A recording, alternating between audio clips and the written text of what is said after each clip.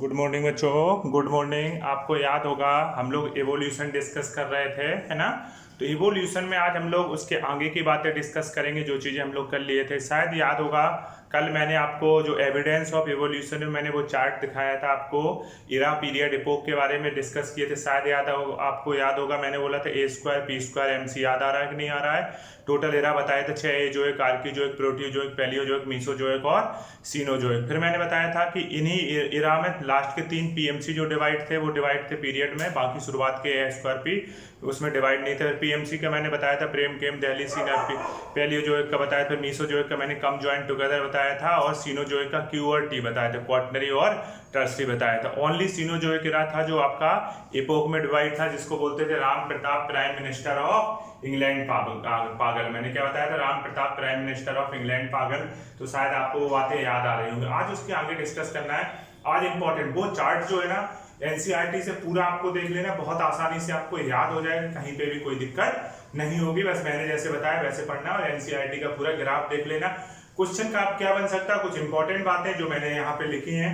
जैसे मैंने लिखा age of fish, age of fish Devonian period. शायद आपको याद हो रहा होगा पैलियोजोइक एरा मैंने बताया था प्रेम केम दहली सीन ऑर्केस्ट्रा कंपनी। प्रेम मतलब पर्मियन, केम मतलब कार्बोनिफेरस, प्रेम केम दहली मतलब डिवोनियन, सीन मतलब सिल्यूरियन, ऑर्केस्ट्रा मतलब ऑर्डोविशियन, कंपनी मतलब कैम्ब्रियन।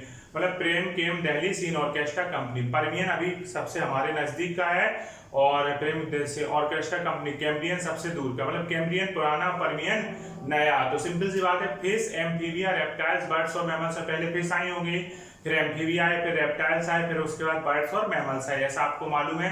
तो सिंपल सी बात है, अगर हम लोग देखें age of fish, age of fish क्या कहलाती है? डिवोनियन पीरियड फिश की एज कहलाती है। एज ऑफ फिश का मतलब उसकी उम्र नहीं, एज ऑफ फिश का मतलब मछलियां इस टाइम पे डोमिनेंट थी। तो एज ऑफ फिश क्या कहलाएगा? डिवोनियन पीरियड कहलाएगा। फिर उसके बाद आता है age of amphibia. Age of amphibia की अगर हम लोग बात करते हैं तो एज ऑफ एम्फीबिया आता है कार्बोनिफेरस पीरियड। आपको याद होगा, फिर से वही चीज याद करो, प्रेम केम दहली सीन, प्रेम केम दहली, दहली मतलब डिवोनियन, केम मतलब कार्बोनिफेरस, मतलब कि डिवोनियन के बाद कार्बोनिफेरस आया और कार्बोनिफेरस के बाद पर्मियन आया, प्रेम केम दहली, है ना। सीन ऑर्केस्ट्रा कंपनी, मतलब ऑर्केस्ट्रा कंपनी सबसे पहले कैम्ब्रियन आया, उसके पहले ऑर्डोविशियन आया, मतलब कि उसके बाद आया। इस तरीके से एक सीक्वेंस है, ठीक है ना। जो मैंने बताया था प्रेम केम Delhi scene orchestra company, Permian हमारे सबसे नजदीक का, वो सबसे मतलब कि सबसे ऑर्केस्ट्रा कैम्ब्रियन सबसे पुराना है और पर्मियन सबसे नया है, ठीक है। इस बात को भी ध्यान देना। तो डिवोनियन पीरियड पूछा गया है पीएमटी में, Devonian period age of fish कहलाता है, एज ऑफ एम्फीबिया कहलाता है कार्बोनिफेरस पीरियड। डिवोनियन के बाद कार्बोनिफेरस आया है, तो फिश के बाद एम्फीबिया आया है। उसके बाद age of reptiles, age of reptiles मतलब रेप्टाइल्स किस टाइम पीरियड में डोमिनेंट थे? तो मीसोजोइक एरा। शायद मैंने मीसोजोइक एरा में आपको एक बात बोली थी, मैंने कहा था कम ज्वाइंट टुगेदर। मैंने क्या बोला था? कम ज्वाइंट टुगेदर, मतलब कि क्रेस्टेशियस सबसे नया है जबकि टुगेदर क्या था? सबसे पुराना है। तो मैंने बताया था कि इसको मीसोजोइक एरा को रेप्टाइल्स क्या बोलते हैं? डायनासोर का आपने नाम सुना होगा। तो डायनासोर ट्राइएसिक में पैदा हुए, जुरासिक में सबसे ज्यादा डोमिनेंट थे, इसलिए अधिकतर मूवीज का नाम क्या है? जुरासिक पीरियड है। और क्रेस्टेशियस में कट गए, मतलब खत्म हो गए। खत्म किसमें हो गए? डायनासोर। तो क्रेस्टेशियस में खत्म हो गए, याद रखना। और जुरासिक में ही आर्क्योपेटेरस बर्ड आई थी, जो रेप्टाइल्स और बर्ड्स के बीच की कनेक्टिंग लिंक है, वो भी आगे आएगा। फिलहाल तीसरा मैंने बोला एरा ऑफ बर्ड्स और मैमल्स। इस समय जो एरा चल रहा है वो चल रहा है सीनोजोइक एरा। तो सीनोजोइक एरा बर्ड्स और मैमल्स का एरा माना जाता है। भले ही ये बर्ड्स और मैमल्स का माना जा रहा है, ह्यूमन इतना गंदा प्राणी होता है कि इसने बर्ड्स को भी मैक्सिमम खत्म कर दिया और मैक्सिमम मैमल्स की वैरायटी भले ही एक है। अगर देखा जाए बुक्स के बेस पे देखा जाए बर्ड्स और मैमल्स पर, हमें यही याद रखना। पर कहीं ना कहीं देखा जाए बर्ड्स को भी ह्यूमन नहीं रहने दे रहा और मैमल्स को भी नहीं रहने दे रहा है। आप लोग अच्छे से तैयारी करिए, डॉक्टर बनिए, कुछ ऐसे एनजीओ चलाइए कि अधिक से अधिक आप बर्ड्स को बचा सको, नेचर को बचाओ और अधिक से अधिक मैमल्स को भी बचा सको। तो ये बहुत अच्छा रहेगा। फिलहाल उसके लिए आपको बनना पड़ेगा, देश सेवा करनी है तो आप पढ़ाई करिए, डॉक्टर बनिए, ये भी एक बहुत बड़ी देश सेवा, पूरी एनर्जी से लगिए, यही एक देश सेवा है, ठीक है ना। जितना सक्सेस इंडियन पर्सन होगा उतना ही देश आगे सक्सेस होगा। देश सेवा का मतलब ये नहीं है कि आप बॉर्डर पे जाओ, तभी बॉर्डर पे आपके फौजी भाई कर ही रहे हैं देश सेवा, आप डॉक्टर बन के देश सेवा करिए। फिलहाल नेक्स्ट बात आती है, मैंने कहा फर्स्ट कोऑर्डिनेट। आपको मालूम है कोऑर्डिनेट्स और वर्टिब्रेट में अंतर जानते हो। मैंने कहा नोटोकॉर्ड का पाया जाना सभी कोऑर्डिनेट्स का करेक्टर होता है। तो ये जो कोऑर्डिनेट्स की मैं बात कर रहा हूँ, सबसे पहला कोऑर्डिनेट्स कौन सा था? तो सबसे पहला जो कोऑर्डिनेट था उसको सेफेलो कोऑर्डिनेट्स कहते हैं। किस पीरियड में आया था? कैम्ब्रियन पीरियड में, ओके। उसके बाद मैंने कहा फर्स्ट वर्टिब्रेट जो था वो ऑस्ट्रेकोडर्म या ऑर्डोविसिन थी। अब वर्टिब्रेट में कौन कौन आता है? फिश, एम्फीबिया, रेप्टाइल्स, बर्ड्स और मैमल्स आते हैं।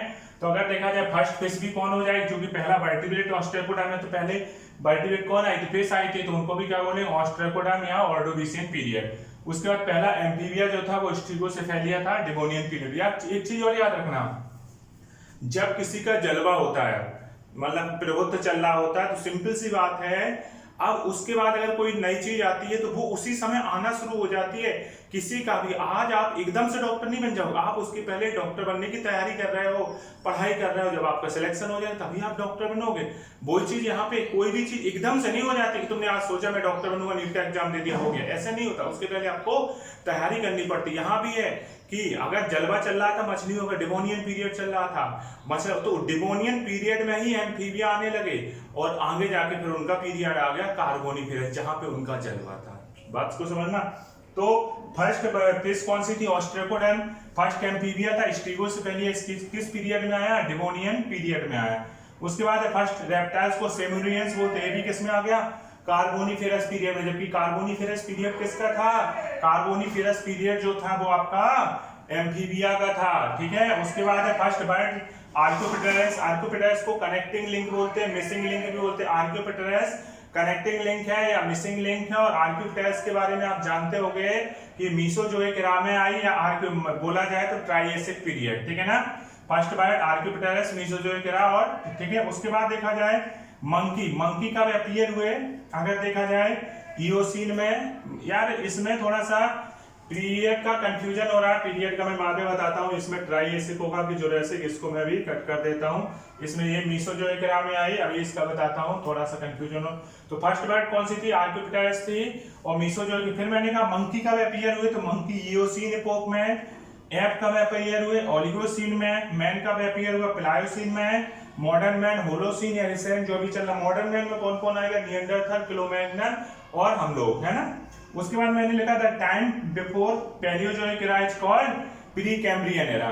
टाइम मैंने कहा कि जो ये time before Palaeozoic era is called pre Cambrian. आपको याद होगा टोटल मैंने एरा 6 बताए थे, मगर बुक्स में 6 नहीं लिखे रहते, केवल एनसीईआरटी वगैरह 4 को लिखती है। एजोइक, आर्कियोजोइक को, एजोइक के टाइम पे कुछ था नहीं तो बहुत सारी बुक्स भी नहीं। आर्कियोजोइक को एरा ऑफ इनविजिबल लाइफ बोलते तो वो भी काम नहीं होता। एजोइक, आर्की, उसके बाद क्या था? प्रोटियोजोइक, फिर है पैलियोजोइक। तो प्रोटियोजोइक, पैलियोजोइक, तो इसमें क्या कहा था? टाइम बिफोर पैलियोजोइक एरा के पहले जितने भी थे, क्योंकि लास्ट के 3 ही विशेष रूप से काउंट होते हैं, उनको प्री कैम्ब्रियन बोलते थे, क्योंकि उसका पहला पीरियड जो था वो कैम्ब्रियन था। प्रेम केम दिल्ली सीन ऑर्केस्ट्रा कंपनी मतलब कैम्ब्रियन। तो कैम्ब्रियन पीरियड आया तो उसके पहले का जो टाइम पीरियड था उसको पूरे को प्री कैम्ब्रियन में काउंट कर लिया। तो इतना लिख लो पहले, अच्छे से आप लोग देख लो, फिर आगे हम लोग और चीजें डिस्कस करेंगे। अब अगर हम लोग आर्कियोपेटेरस की बात करते हैं, आर्कियोपेटेरस की अगर बात करते हैं तो सबसे इंपॉर्टेंट पॉइंट है, पीएमटी में बहुत बार पूछा गया, आर्कियोपेटेरस क्या होती है? कनेक्टिंग लिंक होती है। आर्कियोपेटेरस क्या है?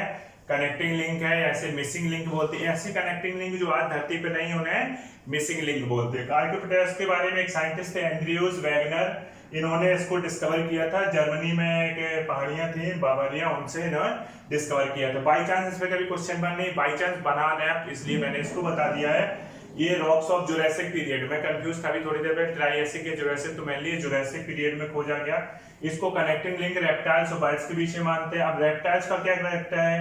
तो लिजार्ड की तरह इनकी पूंछ होती है, न्यूमेटिक बोन्स होती है, जबकि न्यूमेटिक बोन्स का पाया जाना बर्ड्स, सॉरी न्यूमेटिक बोन्स इसमें नहीं पाई जाती हैं, नॉन न्यूमेटिक बोन्स होती है। उसके अलावा टीथ प्रेजेंट इन जॉ, जबकि न्यूमेटिक बोन किसमें पाई जाती है? बर्ड्स में। इसमें नॉन न्यूमेटिक बोन है, बर्ड्स होके भी नॉन न्यूमेटिक, मतलब कि रेप्टाइल्स का कैरेक्टर है उसके टीथ, जबड़े में टीथ पाए जाते हैं, जबकि टीथ प्रेजेंट इन जॉ, जो उसकी जो चोंच थी ना उसमें टीथ पाए जा रहे थे, ये रेप्टाइल्स का कैरेक्टर है। जबकि बर्ड्स के पास टीथ नहीं होते, उनके टीथ किसमें बदल गए? चोंच में बदल गए।